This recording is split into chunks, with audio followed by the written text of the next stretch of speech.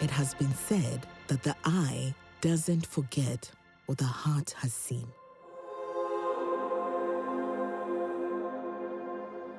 Over the course of 2 decades, Uganda has seen her own people at war. More than 60,000 young children kidnapped, forced to serve in rebel armies opposing the Ugandan government. Forced to commit heinous crimes against those who share their native land. Uganda found herself in the middle of a civil war in which the effects would far outlast the war itself.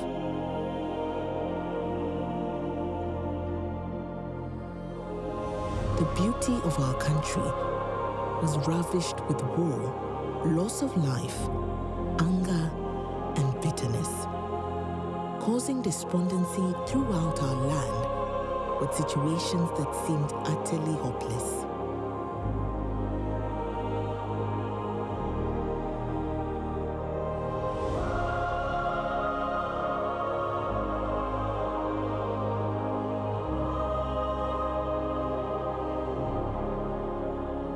The wars left the people of Uganda homeless, without food and clean water, forcing hundreds of thousands into IDP camps where living conditions were abysmal.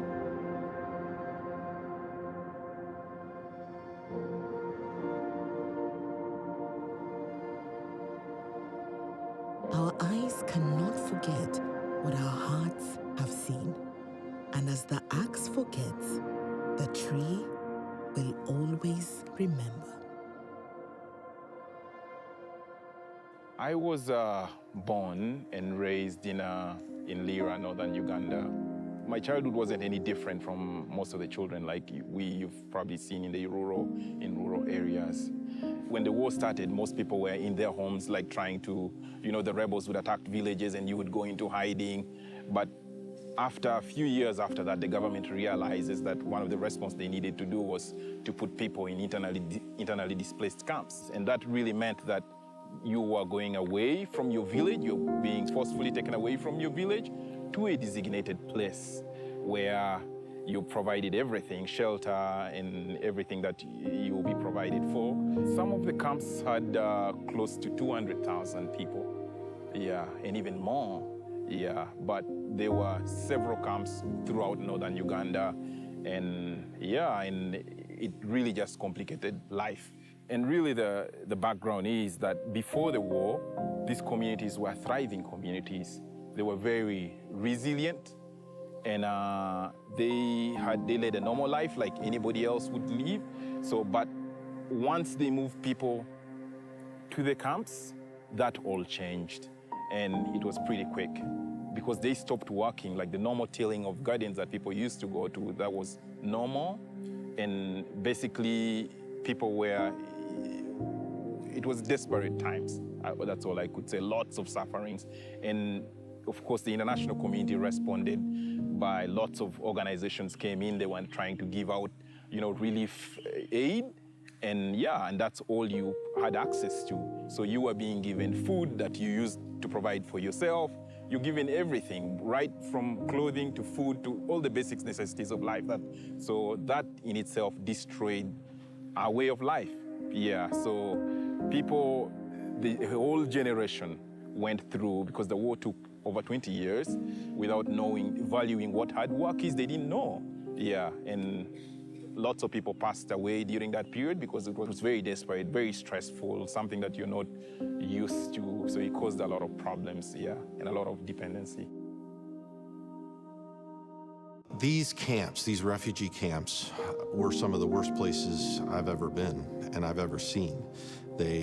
You'd walk in and it was just chaos. You'd have this wind that would kick up dust into your face and it would almost choke you. And you're like, how do these people live here? And your heart melts. Your mind can't comprehend all that you're taking in. And yet God's there and God has hope for them. Africa suffers physical poverty, but from my experience as a Ugandan and also working in the different communities where vulnerable people are, The poverty we suffer is actually poverty of the mind. And from the story of the effects of the war in northern Uganda, you see that there was a shift in mindset. There was a change in what they thought. If people thought they would work to get food for themselves or to get income, they now thought, they changed to thinking that we are supposed to be given.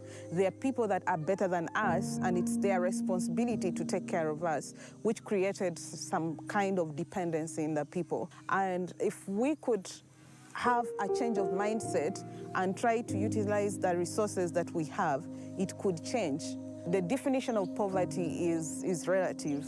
Until when you've experienced the lives of the people, then you can understand what that actually looks like. But personally, I see the biggest poverty we suffer from is poverty of the mind and not physical poverty.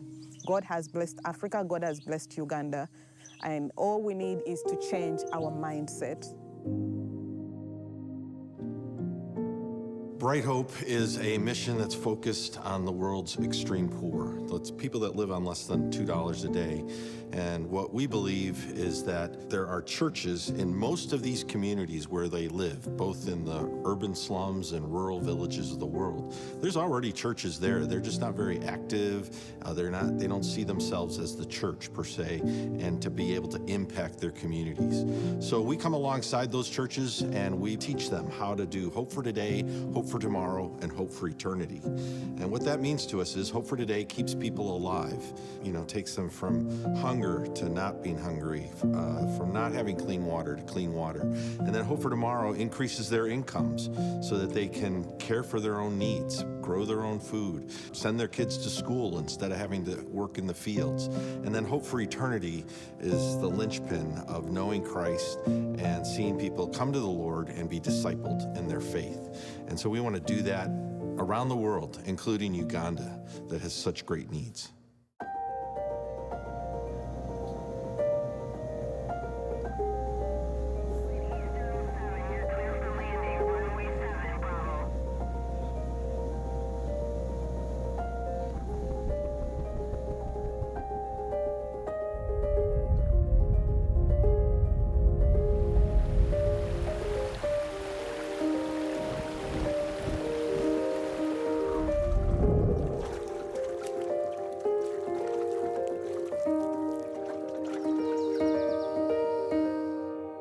The people who have come out of the IDP camps, the refugee camps in northern Uganda, have lost the art of farming, have lost a way of making a living for themselves.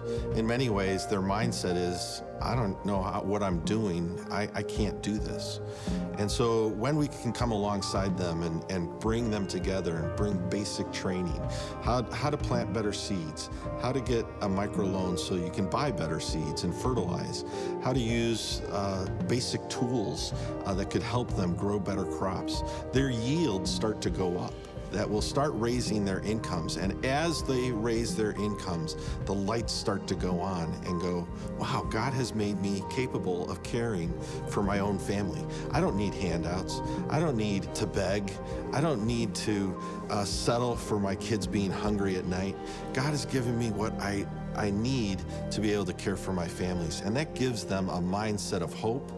And you put that together with the gospel unlocks this spiritual hope that God's going to use them in their community.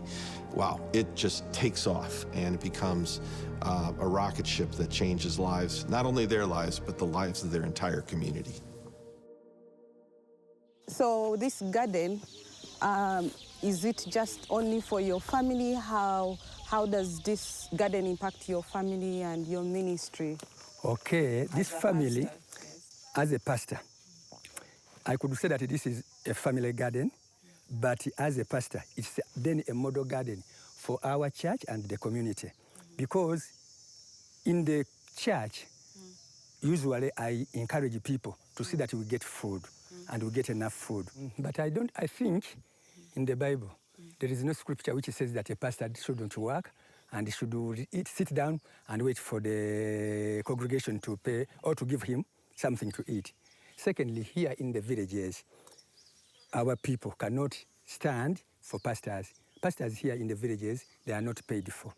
But even though they could pay for us, I don't think that they can manage to make us stand properly. What makes me work, I have a wife, I have children, they go to school, I have even nowadays grandchildren. So feeding them and getting whatever they want, I should, or I must work. I must work. So what makes me work is that I have to look properly for my family. And this is what I know, that I have to be an example in the church and in the community. Yes. So that when they come and you see what I'm doing, they are touched, they go and also do what they have seen that I'm doing. Yes. Many of the people in our church nowadays work because they see that pastor works. Now, our church and their projects, we are supported by our own power. Let me say like that, yeah? And another thing, it's not very difficult to preach the gospel. When they come, they find what you do. When they see what you do, they ask you some questions. Now the gospel you preach, so they say that you have encouraged us. Pastor, we will come to your church. And when you go to them, the gospel is not difficult to preach. Even when they come in the garden, the gospel is easy. They have found you in your garden, so he has brought himself to you. Yes. It's easy to say. You see that this is our Jesus. Yeah, this is what providing. Jesus is doing. Yes. A lot of agencies that kind of do what we do ignore men and don't really have programs for them. But Bright Hope knows that it's both man and woman that God created, and the men need to see themselves as men of God and that they're capable. And so when we bring them together in fathers clubs, they hear it. God has a purpose for you as the man of the family to care for your family, to be engaged in loving your wife and caring for your kids. And this turns them on to seeing, I can make a difference in my life, my kids' lives, my family's life, my extended family's life, even the community.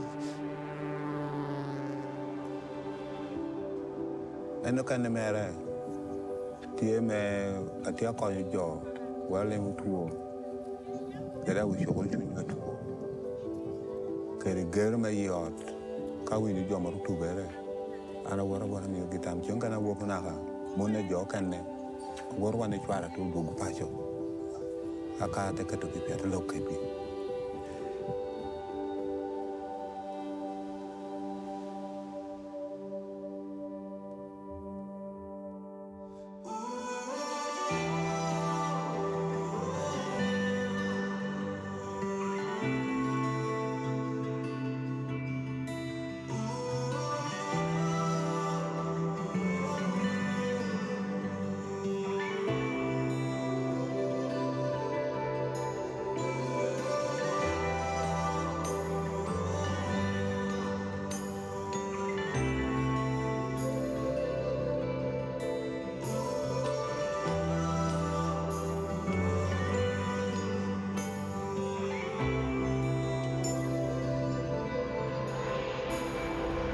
The work that Bright Hope does in Uganda, the work that I got to see for myself was just mind-blowing.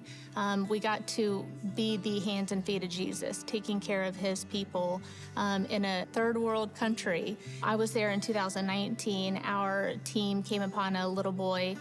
His name was Paul. He was 9 years old, and Paul was in pretty rough shape. He was very dehydrated, had a high fever. He just happened to be playing outside of our clinic that day. My team actually found him and brought him in, so we were able to assess his needs, and we knew that he was very sick. So I started an IV, started giving him fluids.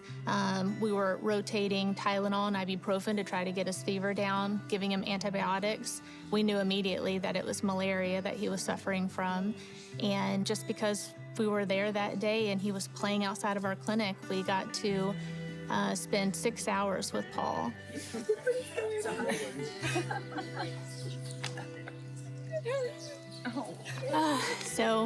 So I got to see him again that second visit, and that was very special. He did not remember me from the first visit, obviously. He was very sick.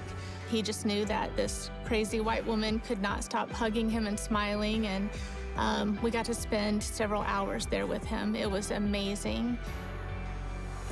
There's something that we lack.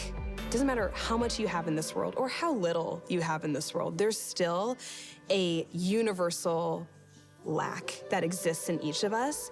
You realize when you go and you serve and you interact and build relationships with people who are different than you, how much God has put this need for him in you, because that's how you end up connecting with people, is that need exists in all of us. What we need to realize is there's a discipleship that Jesus wants to do in us through the people that we serve. He's put his image in every person. He's put his image in every culture. And so what that means is there are things about God that I can know by interacting with a different culture. There are things about God that I can know by interacting with a different person. And vice versa. They get to learn things because of my story and my experiences too. And it's glorious that that's how God has chosen to do things. And it takes humility. And it also just takes actually going and serving, actually going and being willing to build those relationships with other people, knowing like we need each other. This is how we were made. We were made to need each other. There's a special role that people can play in Uganda from America, from Northview, and that is to go and encourage the church. It's there to encourage with special skills like medical, like teaching skills, but just even to come and relay our own journeys with Christ is so encouraging to the people of Uganda. In many ways, they don't need us to come and build buildings for them or paint rooms. They don't need necessarily our hands. What they need are our hearts to connect with them.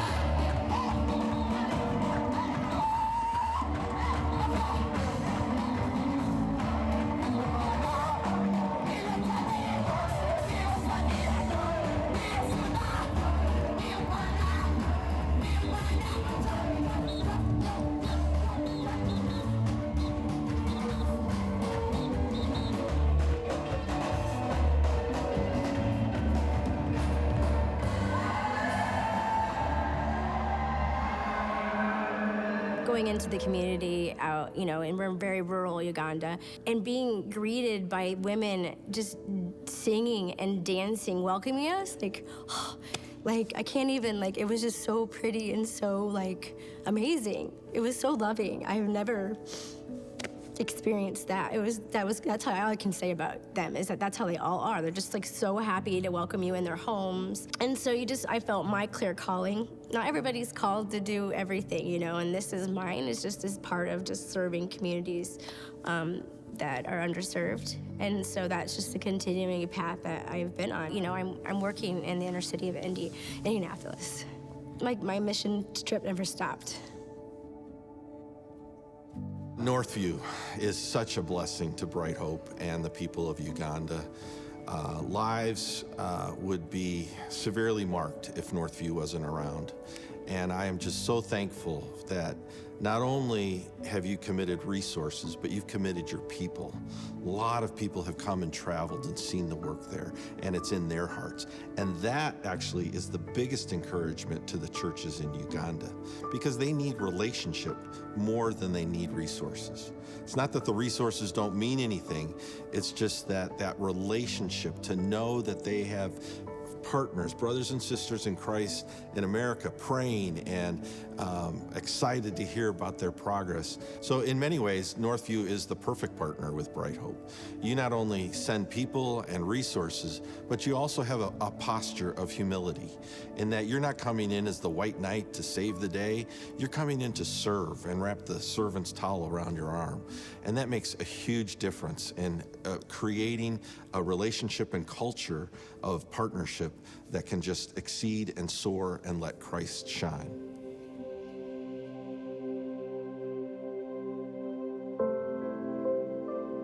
Through the Bright Hope and Northview support, and because of your generosity, we have been able to empower 125 church leaders. And that's because we invite 5 church leaders from each church. That's 625 church leaders in 7 communities. Now, these reach out to many families in their communities. So that's the big impact that we have been able to create so far. And we know that through the partnership, the continued partnership, we can do much more than that, and many lives will be changed. So we welcome you to Uganda, and we're looking forward to you being part of our story and the transformation that God is doing in Uganda.